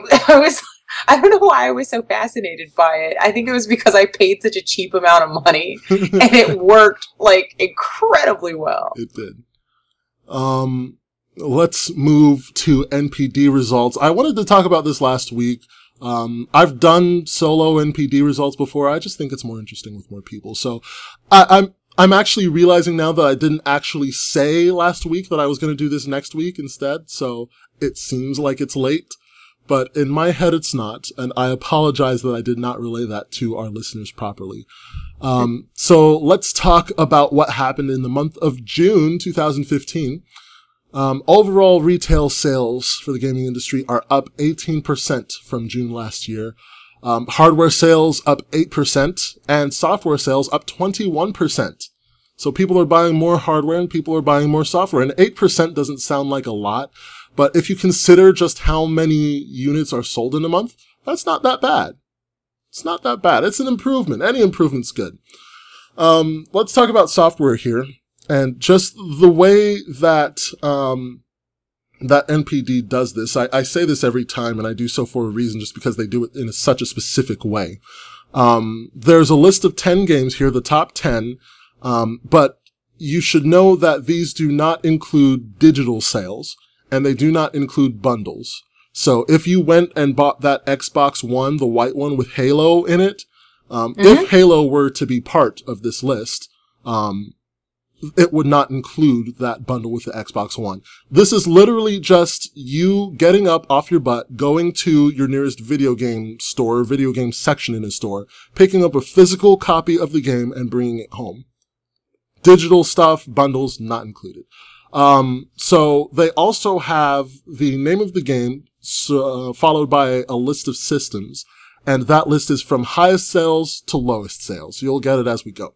So let's start with number 10. I'm surprised to see this here so soon, judging by the fact that these are usually in like the top 5 for like a year. Call of Duty Advanced Warfare is at number 10, selling best on the Xbox One, followed by the PS4, 360, PS3, and PC. Number 9, NBA 2K15 for the 360, and then the PS4, the Xbox One, the PS3, and the PC. Generation 7 takes the lead there. Number 8, Mortal Kombat for the PS4, then the Xbox One, Mortal Kombat X or 10, whichever you prefer. Grand Theft Auto 5 at number 7 for Xbox One, then PS4, 360, PS3, and PC. Minecraft for 360, PS3, Xbox One, and PS4. Splatoon at number 5. There you go, Zachary, for the Wii U. Yeah. The Witcher 3 Wild Hunt, still in the game at number 4, selling best on PS4, then Xbox One, and then PC. Number 3, Lego Jurassic World. Interesting to see these Lego games show up here. For selling best for the 360, then the Xbox One, the PS4, the PS3, the 3DS, the Wii U, and then the Vita. Number 2, The Elder Scrolls Online, Tamriel Unlimited, selling best on Xbox One, then PS4, then PC. Queen, can you guess number 1? No, go ahead. Oh, you should know this. It's Batman Arkham Knight, selling best God on the... damn it, I was thinking it was going to be Hatterful Boyfriend. Damn it. That's out next week. Selling best on the PS4. Well, then it can't be part of the June NPD result. Time traveling. Selling best on the PS4, then the Xbox One, and then the PC. Any thoughts on these? This top 10 list for June. Arkham Knight. I'm surprised it made it in there because it was released so late in June. Yeah, when was it released? It was released June 20-something? 23rd. 23rd? Yeah, because I was waiting for my PlayStation to come out, so June 23rd. And yet people were so excited about this game, it still shot up to number 1. Yeah, that's why I'm kind of like, Wow, even though it got released that late in June, it made it? Mm-hmm. Wow. There is only one game besides Splatoon that is available for the Wii U. And that is Lego Jurassic World. And for the Wii U, it sold second to last. It's available on 1, 2, 3, 4, 5, 6, 7. 1, 2, 3, 4, 5, 6. Yep, 7 systems. The Wii U second to last there. So Splatoon, the exclusive for the Wii U, sits at number 5. That's really good. So, I mean, so I noticed that sometimes with the big third-party titles, the Wii U comes in last or near last, but then it gets this exclusive, whether it's Mario Kart, whether it's Super Smash Brothers, and the exclusive sits on the top of the list for a long time. Yeah, I'm surprised to see Splatoon as high as it is up there. I know there's a big attach rate. A lot of my friends who are Wii U owners are just flocking over this game, and I like it, but I'm surprised by just how many people I know that are getting into this game. Mm-hmm. Absolutely. Makes me want to try a Wii U. Yeah, I've always wanted to. The game to get you in there. Mm-hmm. PlayStation 4 software sales led June. That's not saying combined PS3 and PS4. It's saying PlayStation 4 software sales led June. Batman Arkham Knight. Sales for Batman Arkham Knight slightly exceeded Arkham City. And if you count bundles, it's the best-selling game so far this year. Arkham City sold over 1.5 million copies. Wow. That seems to happen every month. Have you noticed that this year? This game is now the biggest selling of the year. Oh no! Now this one's the biggest selling game of the year. Oh, wait there, no, this one is. What gets me is it's not even the end of the year. Yeah, and this year it's going to have the biggest selling game of the year 12 times. We're going to just... Holiday... Oh my god, Call of Duty is the biggest selling game of the year. Oh goodness, it always is. Call of Duty is. But the biggest time of the year for video games is the holidays, for sure. Other than... Because E3 is when you get a lot of announcements, but the holidays is when a lot of games come out. And so that's really huge for video games. So the holidays, I mean, by the end of the year, I'm pretty sure we'll have a new best-selling game. Let's put it that way. Warner, the publisher, sales for its games are up 217%. And by the way, Warner is definitely part of Batman. Splatoon, here we go about Splatoon. So 290,000 units in the month of June. Total sold so far, 455,000 units. And that's not bad for a Wii U game, to be honest. It's bad for everybody else, but on the Wii U, it's not bad at all. Arkham City sold over 1.5 million copies. Remember I said that? Mm-hmm. Mario Kart 8 has surpassed 2 million. Damn. Jeez. Mm-hmm. So the one that everyone loves to talk about is hardware. In the month of June, the PlayStation 4 got the top, and the Xbox One still did really well. It's up 51% from last year. That's fantastic. And I mean, to me, that's kind of obvious because they were still kind of recovering from them, crapping themselves at E3 2013. And since then, they've just been doing really, really well, and they've been improving big time. So, up 51% from last year. Xbox One sales in June 2014, there was a little comment on NeoGAF that said that June sales for the Xbox One last year were 197,000. So if they're up 51%, that means that this year they're at 297,000. So 100,000 unit sales more. That's fantastic. Quick notes, combined Wii U and 3DS sales are up 20% for the first 6 months of the year. 3DS sales by themselves, up 40%. So things are growing really well in the gaming industry. I say this all the time. People keep saying, oh, mobile's killing the gaming industry. Look at how it's growing. Look at how well it's doing. Look at the improvements every year. It's fantastic. And let me just say this last thing here. Actually, two more things. PlayStation 4 was the top-selling console in June due to the overwhelming popularity of the Batman Arkham Knight PS4 bundles. This is from a Sony spokesperson to GamesBeat. So they're attributing their success in the month of June to the PS4 bundle for Batman Arkham Knight, and they definitely have geared that toward the PlayStation 4. Let's see. Oh, nope, I thought I had something else, but that's about it.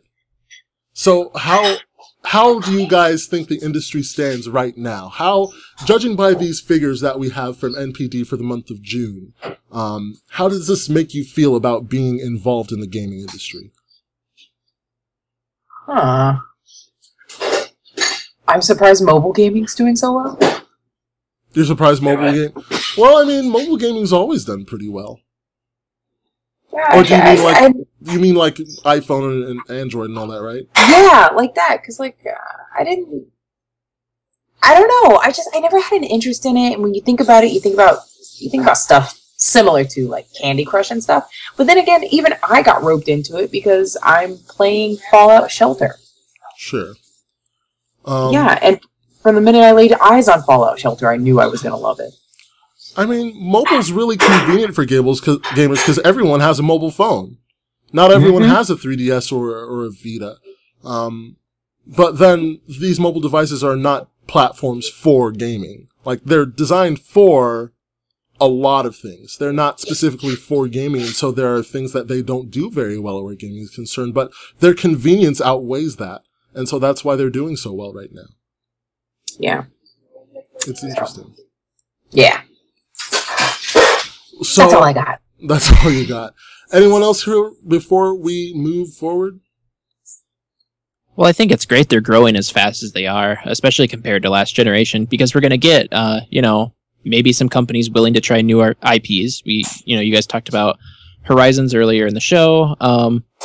And maybe I think we're going to get that earlier in this generation than we did before with like the 360 and PS3. Sure. Just very cool. That is pretty cool. I'm excited. Gaming's doing well. That's a good reason to celebrate. Yay! And with that, ladies and gentlemen, we have reached the end of our journey here. Why did I call it a journey? I'm being so cliche right now. We've reached the end of the episode. Episode 21 is now in the books. Thank you for sticking around. It's been a pretty long episode. I keep saying I'm going to keep it to an hour, and I never do, unless it's just me. I wonder how that's working out. If you would like to get in contact with us, our Twitter is the best way to do it, at 4G only, or you can send us an email, 4gocast@gmail.com. You can find us in all sorts of different places. We are on iTunes, SoundCloud, Stitcher, TuneIn Radio, YouTube. We're in 5 different places, and then on your favorite podcatcher. So check us out wherever you are. Leave us a review on iTunes or Stitcher. You have no idea how much that helps us out. That gets more people to listen to our show. Like, that's the best kind of help we can ask for. So definitely check that out. If you would like to support the show, you can do so if you like. We have a Patreon account. I did a little Patreon thing. It was like 3 minutes long, talking about why we've been running Patreon the way we have. If you're donating to us, if you're interested in donating to us, give it a listen, and we want to hear your feedback, because if we need to change it to the monthly thing, then I'd like to know. So Patreon, check us out there. If Patreon's not your thing, our email address is also our PayPal.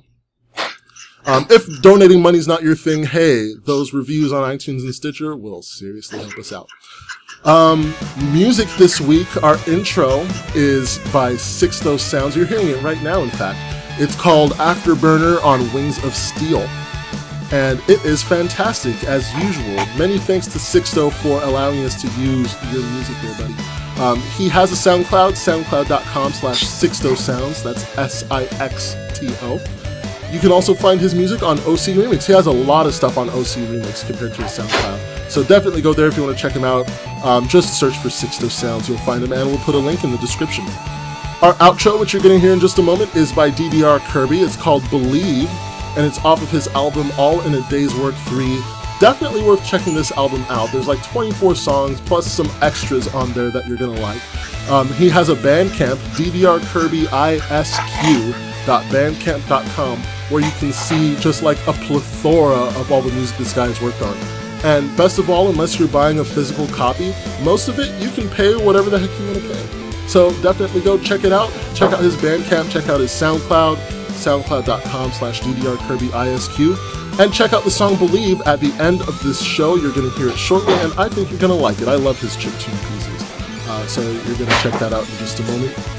And guys, with that, that's it for episode... Oh, nope. Almost. Definitely check out Secret Stage Productions. Thank you. Do not forget to it. check out Secret Stage Productions. I like what they're doing so far. How long ago did Secret Stage start? We kind of conceived the idea in April, and we've really, through, I guess, probably the end of May is when we really started starting to churn out stuff. Okay, so it's a young site. We can relate. We're a pretty young podcast. We're only on episode 21. So, definitely check them out. I like what they're doing so far. They're interesting, and I think I told them as much on Twitter. So, go check out secretstageproductions.com. And with that, now that I've said that, now it's the end of the episode. See, you have to end it at the right place. Tune in next week for episode 22, where we talk more about this crazy world of gaming that we are all living in. Until then, game hard and lots of love from 4 Genius Obligations. I'll take it, aka 4GO.